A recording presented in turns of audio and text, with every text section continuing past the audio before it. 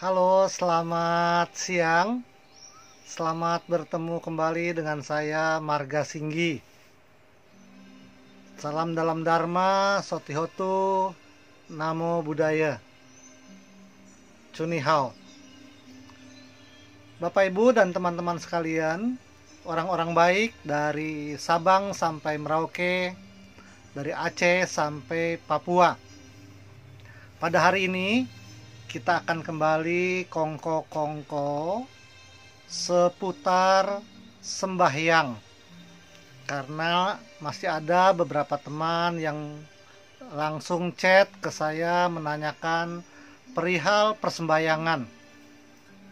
Teman-teman sekalian, sembahyang yang kita lakukan baik di rumah maupun di wihara atau di kelenteng atau di bio, itu adalah bagian dari ritual personal yang kita lakukan. Bisa dibacakan dalam bahasa Indonesia, kalau dalam bahasa Hokkien disebutnya liam keng, kalau dalam bahasa Hakka ke disebutnya nyamkin, kalau bahasa Mandarin Huai Niancing disebutnya. Kalau dalam bahasa Parita disebutnya kalau dalam bahasa Pali disebutnya Parita. Kalau dalam bahasa Sanskerta disebutnya mantra. Tapi kalau kita mau baca dalam bahasa Indonesia pun nggak apa-apa, ya, artinya sama. Doa. Doa adalah harapan. Harapan yang kita sampaikan kepada junjungan yang lebih tinggi, lebih suci, yang di atas kita. Hadirin sekalian, Bapak Ibu, yang pertama-tama kalau kita sembahyang di rumah atau di kelenteng, yang pertama-tama itu adalah kita bersembahyang kepada Tien Kung, Tikong, yang secara umum kita sebut sebagai Tuhan.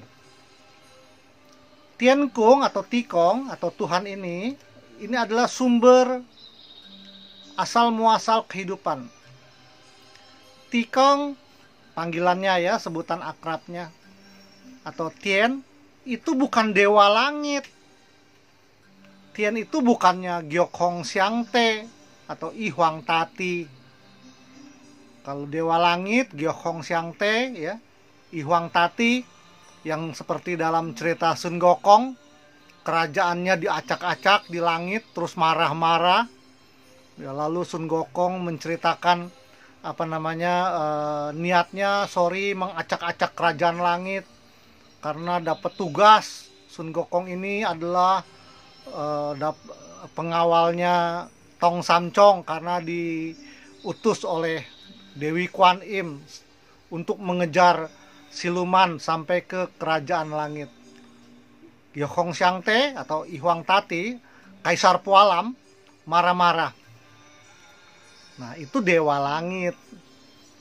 Masa Tuhan marah-marah? Masa Tuhan bisa murka? Masa Tuhan bisa emosi? Jadi itu bukan Tuhan, itu dewa langit. Tuhan itu adalah sumber asal muasal kehidupan, ya, asal muasal segala sesuatunya. Gitu. Tien. Tidak ada batasnya, tak terbatas. Simbolnya adalah langit memang, ya, tapi bukan dewa langit. Tien, ya, Tien. Panggilan yang kita sering sebut adalah Tikong, ya, Tikong Pe kalau Medan Lang bilang begitu, ya. Tien Kung kalau Hanyin suka sebut Tien Akung, ya, itu sebutan untuk mengakrabkan diri kita. Tien Tikong kalau di kelenteng, di wihara, itu altar paling pertama. Altar keduanya biasanya adalah Sam Quan Tai Ti, ya, Sam Kai Kyong. Ini adalah perwujudan dari simbolisasi Tien. Maksudnya apa? Tien itu punya batas wilayah kekuasaan sebagai 3 bagian.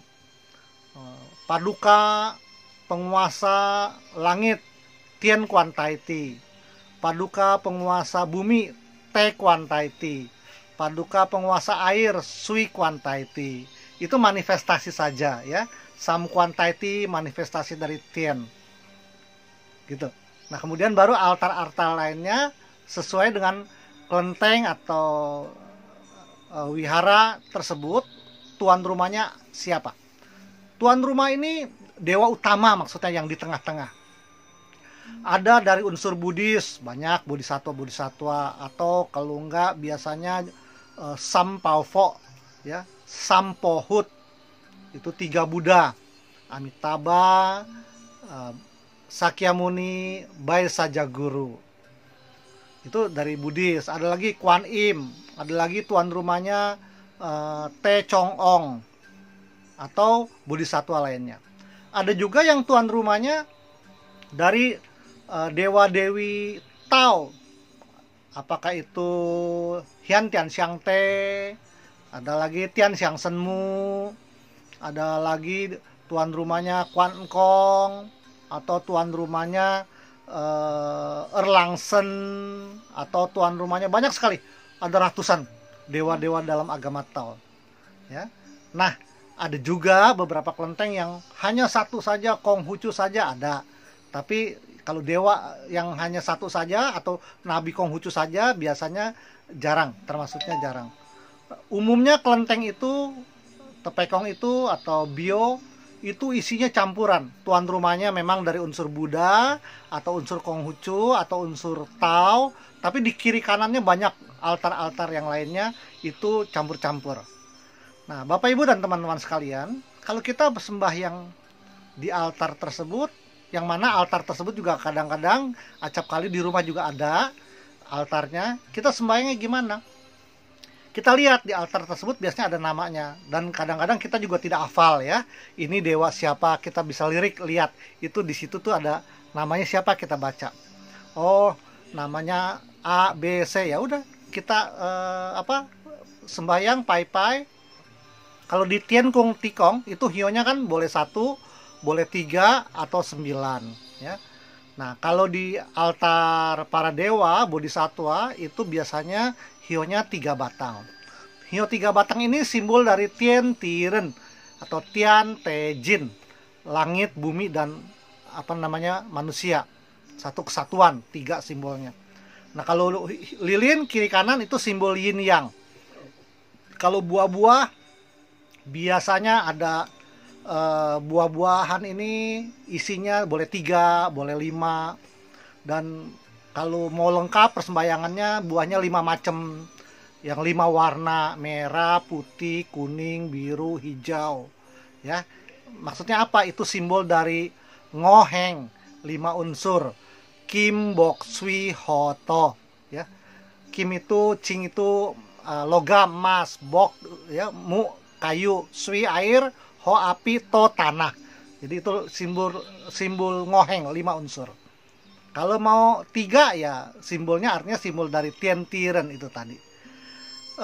Bapak Ibu dan teman-teman sekalian, kalau kita sembahyang lihat, oh ini kongconya siapa? Kongconya Hok Tek Cheng Sin.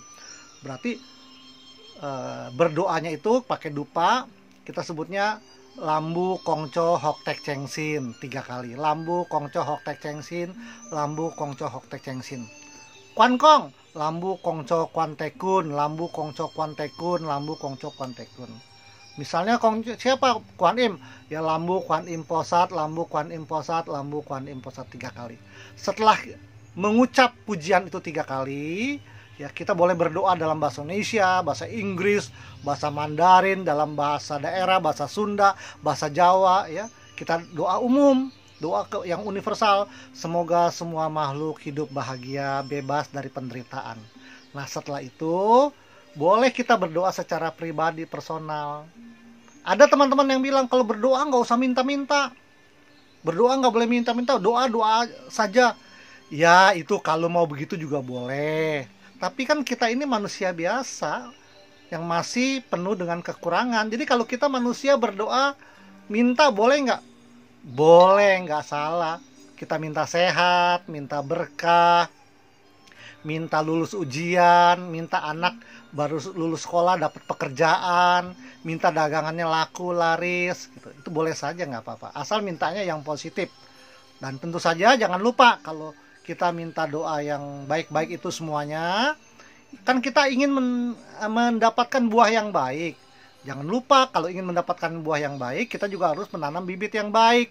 Nanti para dewa, bodhisatwa, ya Kongco, Shinbeng juga akan ikut memberkahi, menjaga doa kita. Kenapa? Karena para Kongco, Shinbeng, dewa-dewi ini, bodhisatwa ini, mereka juga makhluk-makhluk yang mau terus berbuat baik, berbuat bajik. Kalau mereka mau berbuat baik, berbuat bajik, agar supaya mereka kebajikannya bertambah sampai akhirnya nanti mereka sempurna. Dan kalau sempurna, mereka juga bisa manunggal ing Gusti, bisa bersatu dengan keabadian. Kalau dalam bahasa agama Budanya bisa mencapai nirwana, dalam agama Hindunya bilang mencapai moksa, terserah mau disebut apa.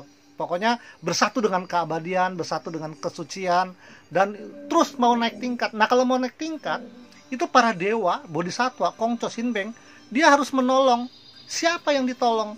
Masa Kongco Kwan Kong nolong Hoktek Chengsin, Hoktek Chengsin nolong Kuan Im nolong Hian Tian Xiang Te, Hian Tian Xiang Te menolong To Te Kong, Te Chu Kong menolong Chow Kun Kong di dapur. Sesama Kongco, sesama Shinbeng, sesama dewa tidak lagi saling tolong menolong di antara mereka. Mereka menolongnya kepada makhluk yang lebih rendah. Yang lebih rendah itu siapa? Manusia. Manusia itu siapa? Kita. Kalau manusianya tidak minta, tidak ngomong, tidak satu frekuensi dengan para dewa, para Shinbeng, ya nggak kena, nggak masuk, nggak cun, ya sinyalnya nggak dapet. Maka dari itu kita harus berada pada satu sinyal yang sama, frekuensi yang sama, frekuensi kebajikan. Jadi kalau kita berdoa, ya kita mohonkan yang baik-baik, maka para dewa, Shinbeng, Kongco ini akan memberikan respon yang baik pula. Tapi kalau kita berdoa yang jelek, mengharapkan orang lain celaka, mengharapkan orang lain menderita, maka tentu Kongco, dewa-dewi, Shinbeng, bodhisatwa tidak akan merespon, karena itu beda frekuensi, ya, beda frekuensi, beda sinyal, ya, tidak akan dikabulkan. Nah, Bapak, Ibu, dan teman-teman sekalian, besok kalau kita pas kebetulan perayaan Pecun, bikin bacang, nah boleh kita persembahkan bacang, tapi kepada dewa-dewi, Kongco, Shinbeng, bodhisatwa, bacangnya yang vegetarian atau kuecang gitu ya. Gitu. Kalau di rumah boleh bacang yang non vegetarian, sembahyang kepada leluhur, itu boleh. Kecuali leluhurnya juga cacai dulu waktu masih hidup, ya persembahannya juga vegetarian. Kalau nanti pada saat Pegwe Capgo itu eventnya sembahyang Tiongchiu, ya persembahannya boleh pakai kue Tiongchiu Pia. Kalau nanti eventnya pas Tangce, ya persembahannya onde. Jadi kita lihat momennya. Kalau hari biasa-biasa saja ya buah cukup, air putih, teh cukup. Tidak ada buah, biskuit Roma beli di warung boleh, wafer beli beng-beng boleh, beli permen sugus boleh. Apa saja persembahannya asal dengan tulus, ikhlas, penuh bakti. Persembahan itu nanti untuk kita juga yang makan, bukan untuk dewa-dewi.